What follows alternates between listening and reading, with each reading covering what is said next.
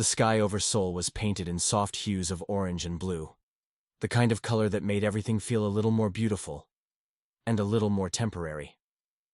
At the edge of the city, on top of an old school building, a teenage boy adjusted the strap of his camera and crouched beside a pile of paint-stained rags. He focused the lens on a canvas lying flat beside him, colors half-dried and wild, just like the girl who had painted them. "You're always too quiet," she said without looking up. Ji-hoon smiled behind the camera. "You're always too loud." Yumi rolled her eyes and dipped her brush into the blue paint. "I'm not loud, I'm expressive." "And dramatic," he added, teasing. Their rooftop was their secret place, a forgotten corner of a school where no one went anymore. She came here to paint. He came here to take photos. Eventually they began showing up at the same time, every day without planning it. Yumi was light, sunshine in a world that Ji-hoon often saw in grayscale. She was from a wealthy family, always in designer coats and shiny shoes, but she never made Ji-hoon feel small. Instead, she made him laugh, challenged him, and asked questions no one else cared to ask. He was quiet, observant, and serious in a way that made him seem older than 17. His camera was second-hand, and his shoes were often worn thin, but he had dreams bigger than anyone she knew. He wanted to study photography in Europe, capture stories that mattered, show the world that beauty didn't only belong to those born with money. Somehow, despite everything, they became best friends. And, silently, Ji-hoon fell in love with her. But love wasn't part of the plan. Not for him. It was the last week of school when Yumi first hinted at her feelings. "You're leaving soon," she said softly, leaning over the railing, wind blowing her hair across her face. He didn't answer right away. "My father's planning to send me abroad too," she continued. "Art school in Paris. But he already chose the guy he wants me to marry someday, some business partner's son." Ji-hoon felt his chest tighten. "Do you want to go?" "I don't know," she said.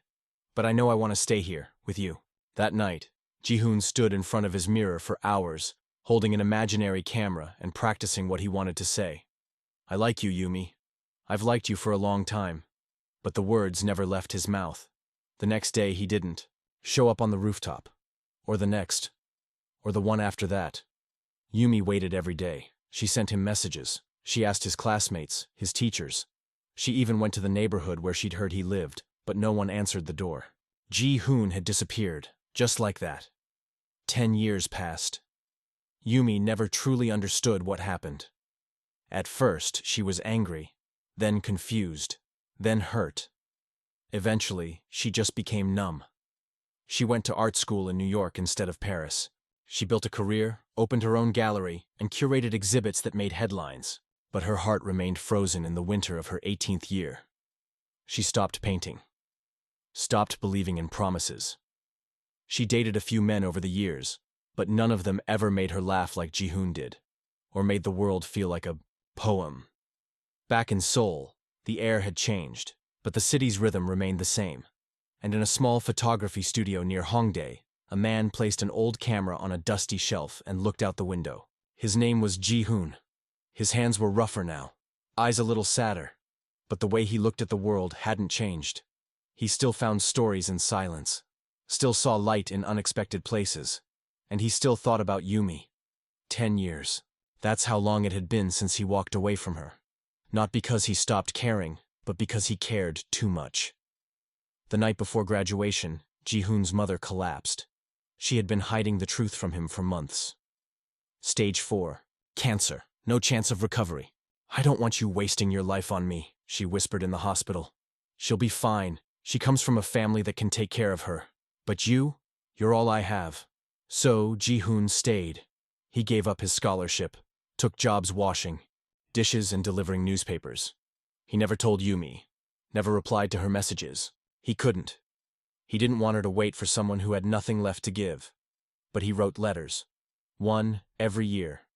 Letters he never sent. It was a Thursday afternoon when Ji-hoon first saw her again. He had been hired to photograph an art event, an opening at a gallery in Gangnam. The moment he stepped inside, he saw the brushstrokes. Bold, free, untamed. It's her. And then, There she was. Standing beneath the spotlight in a sleek black dress, Yumi looked like someone who belonged to a different world.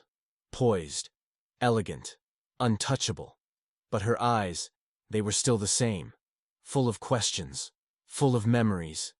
Ji-hoon's hand trembled slightly on the camera. Their eyes met. For one long second, the room disappeared, and in its place stood two teenagers on a rooftop, surrounded by wind and sunlight, and all the words they never said. But the moment passed. She turned away. And Ji-hoon knew. This time, if he wanted to tell her the truth, he'd have to fight for it. The rain tapped gently on the window of the gallery office, a quiet rhythm that Yumi had long since learned to ignore. The city outside bustled with life, but inside, everything was still. Polished, controlled, just like her. Yumi sat at her desk, flipping through the final proofs for the upcoming exhibit. She marked corrections in red ink, her movements precise, efficient. There was no hesitation in her hand, but inside her chest, there was a weight that never truly lifted. A decade had passed since Ji-hoon disappeared, but the silence he left behind still echoed. She'd learned to smile in public, to shake hands and close deals with important clients. People described her as sophisticated, professional, unshakable. They didn't know about the box she kept locked in the bottom drawer of her wardrobe. Inside were photos, dried petals, a cracked paintbrush, and a small Polaroid, taken on a rooftop just days before graduation. He had looked at her like she was the most interesting story in the world. And then, he left without a word. Yumi no longer painted. It had been 9 years since she last picked up a brush. She had told herself it was because she was too busy running her gallery. But the truth was simpler. She had nothing left to say.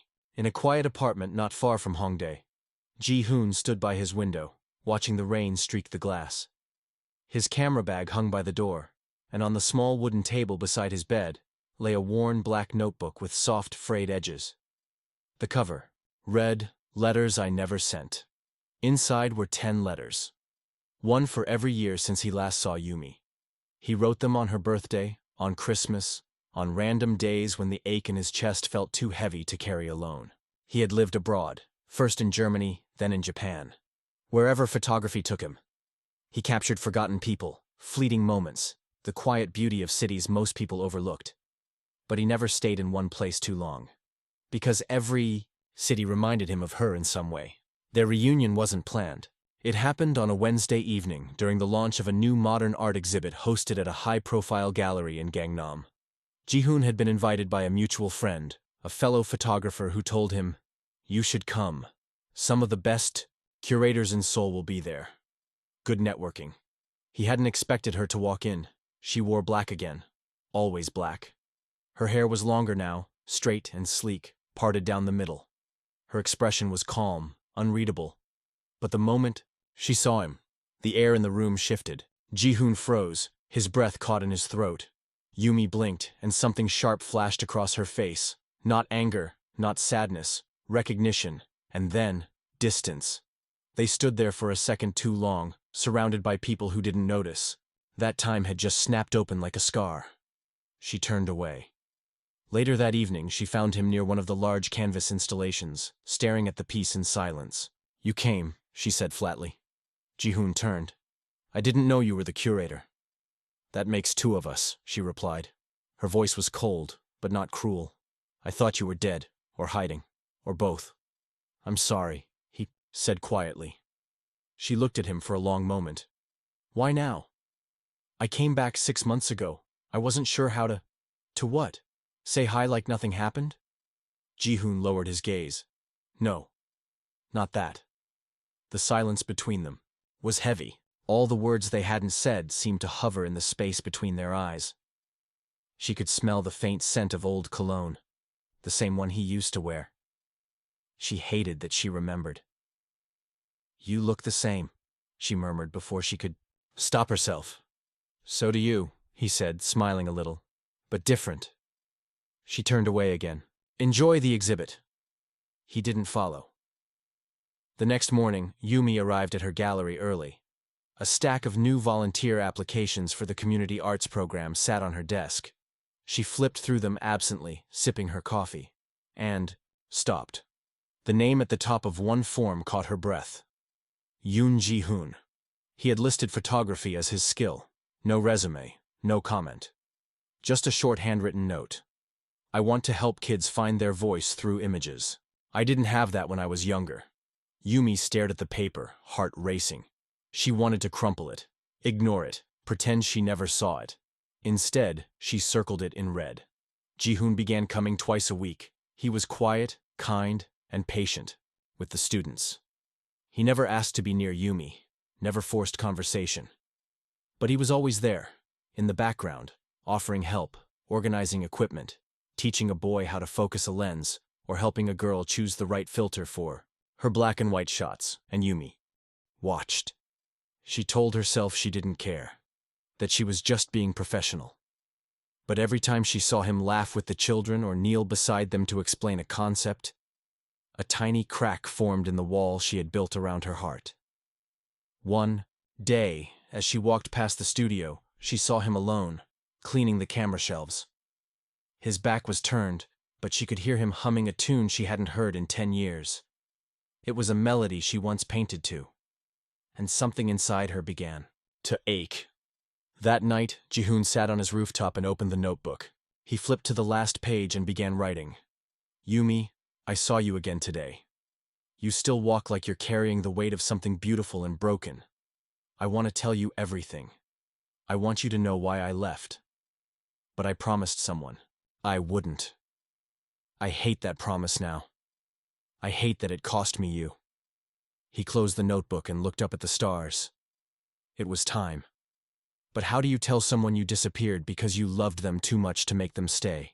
Yumi visits the storage room in her gallery late one evening to check inventory. As she reaches for a box of art supplies, something falls to the floor. It's a notebook, not hers. She opens it. On the first page, letters I never sent. Her hands tremble. Ji-hoon's handwriting, her name. Every page is dated. Every page is a piece of the truth she never knew. The city moved as if nothing had changed. Trains ran on schedule, cafes filled with chatter, people hurried under umbrellas, as spring rain fell in soft sheets across Seoul's streets. But for Ji-hoon, everything had shifted.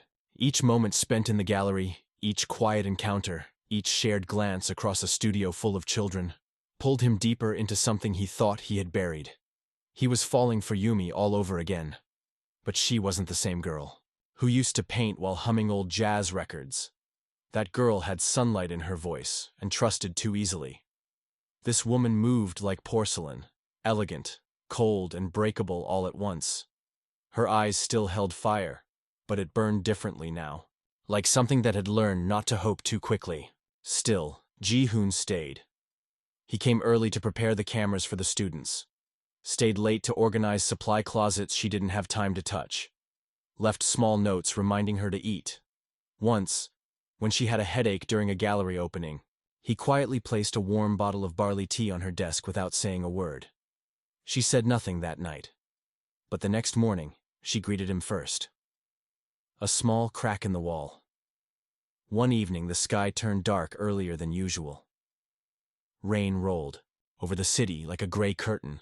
The gallery emptied quickly, the staff eager to get home. Yumi stayed behind to close the main office.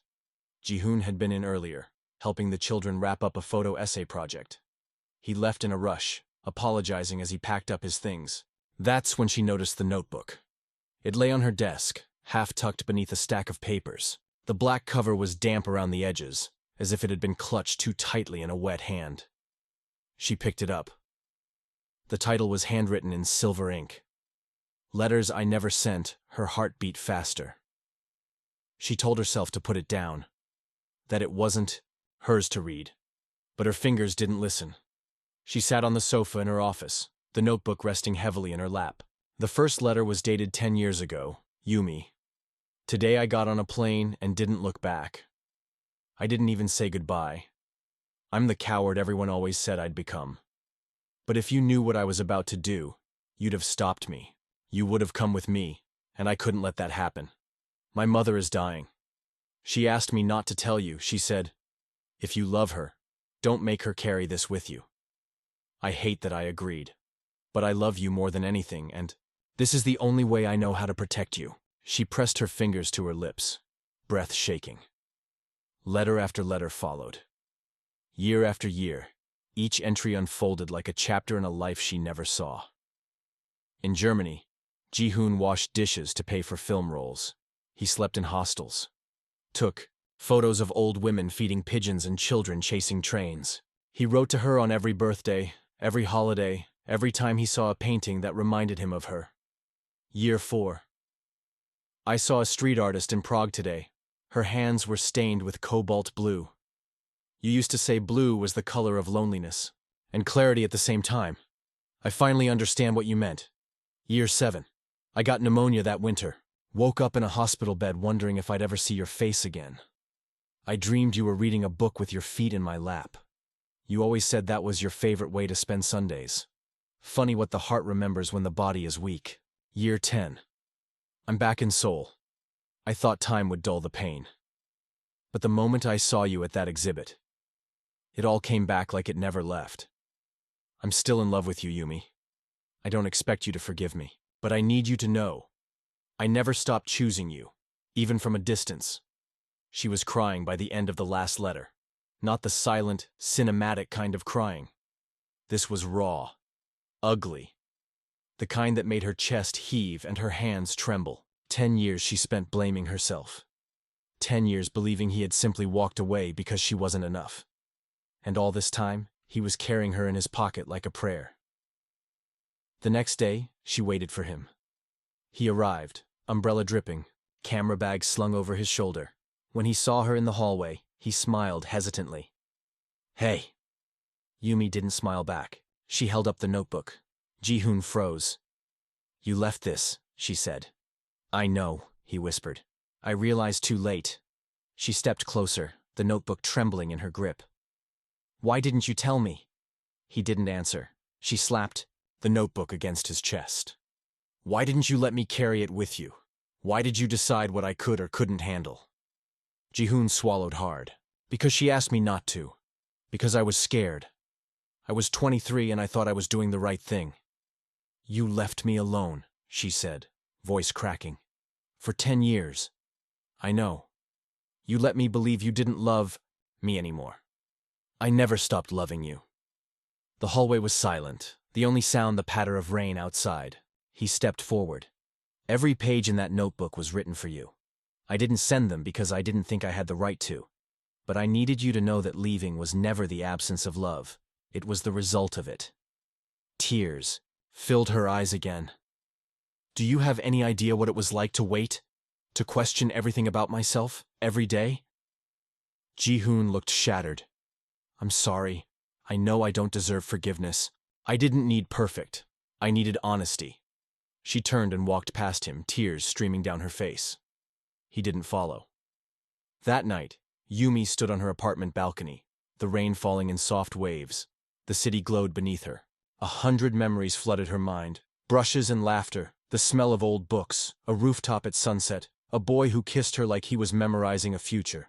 She had waited 10 years for an answer. Now she had it. But could she ever open her heart again? Ji-hoon sits in the dark room alone, developing a photograph he took of her during the children's workshop. Her face is half lit by sunlight, eyes softening in a way he hadn't seen in years. He pins it to the wall. Next to it, the last page of his notebook. Blank. Waiting. The days passed slowly after Yumi walked away. Ji-hoon didn't try to call. He didn't show up at the gallery. He didn't send any more letters. He knew she needed space. And for the first time, he understood that love meant knowing when to stop chasing. So he waited. He spent his days photographing the quiet corners of Seoul, abandoned train platforms, children playing in alleys, cherry blossoms falling like snow across empty benches. He captured life not to escape his pain, but to sit with it, accept it. And Yumi? She filled her days too. Meetings, gallery installations, interviews with donors. She said all the right words, smiled in all the right places, but inside, she was unraveling. Each night, she reread his letters. Each word tugged at the part of her that had stayed frozen for a decade, and slowly she began to thaw. One Saturday afternoon, she walked to the old neighborhood where she and Ji-hoon used to live. The tiny rooftop apartment still stood, its brick walls faded, the staircase creaking under her steps. She climbed to the top and found it exactly as she remembered. The same rusted railing, the same humming refrigerator through the window, and on the rooftop, beneath the clothesline, an old wooden bench they had built together one summer when they were too broke to buy furniture. She sat on it and closed her eyes. Memories came flooding back, not like waves, but like a slow tide, steady and sure. His laughter, his bad cooking, the way he used to look at her when she painted. She opened her eyes and whispered to the wind, 10 years, and it still feels like yesterday. Later that evening, Yumi returned to the gallery after hours. The hallways were quiet, the lights dimmed. She walked past her office and paused. Ji-hoon was there. He wasn't waiting. He didn't expect her. He was sitting on the floor of the community room, showing a small group of children how to frame a photo. She stood there, unseen, watching him laugh with them. Soft, gentle, patient. This wasn't the boy she once knew. This was a man who had been broken and rebuilt himself without bitterness. A man who had carried love through time like a flame sheltered in his hands. She stepped forward. The children looked up. Ji-hoon turned and froze. Their eyes met. She gave a small nod to the children. "Do you mind if I steal him for a moment?" They giggled and scampered away. Ji-hoon stood, uncertain. "I didn't know you'd be here." "I didn't either." Silence stretched between them. Not heavy, but fragile. She spoke first. "I went to the rooftop." His eyes softened. "Is the bench still there?" "It is. And somehow it still creaks exactly the same." He gave a faint smile. "I read the letters again," she continued, "not out of pain. This time, I wanted to see you the way you saw me." He waited. "I used to think closure meant forgetting," she said. "But now I think maybe closure is understanding. Letting go of the version of someone we kept frozen in time." "I'm not who I was," he said quietly. "I know," she replied. "Neither am I. But maybe that's the point." She reached into her coat and pulled something out, a small envelope. Inside was a photo. It was a picture of the bench, and in the corner, in faint pencil, someone had carved their initials. Y plus J, forever, or at least until we figure it out.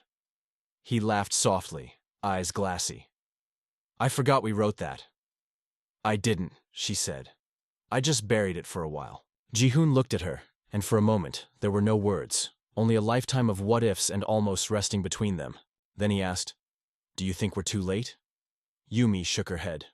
"No. I think we're right on time." A few weeks later, spring officially arrived in Seoul. The gallery hosted its annual community art show. Children ran through the rooms, proudly pointing at their photos and paintings.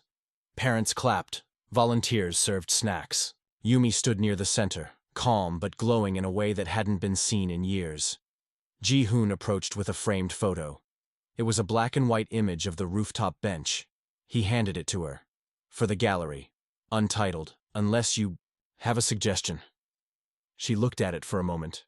Then, with a soft smile, she said, "Call it The Truth That Remained." They stood side by side, hands brushing slightly. No promises, no grand declarations, just presence. Real, quiet, whole. It's late evening. The gallery is closed. The two of them walk along the Han River, city lights shimmering on the water. Ji-hoon hesitates before speaking. "There's something I never asked." She looks at him. "In all those years, did you ever stop waiting?" She pauses, thinking, then says, "I didn't wait. I lived. But something in me never let go." They stop walking. He takes her hand. "And now?" She squeezes it. "Now I don't have to wait anymore." He leans in. They kiss. Slow, tender, full of the weight of everything that came before. Snowflakes begin to fall, soft and silent. Not dramatic, just honest. Like them.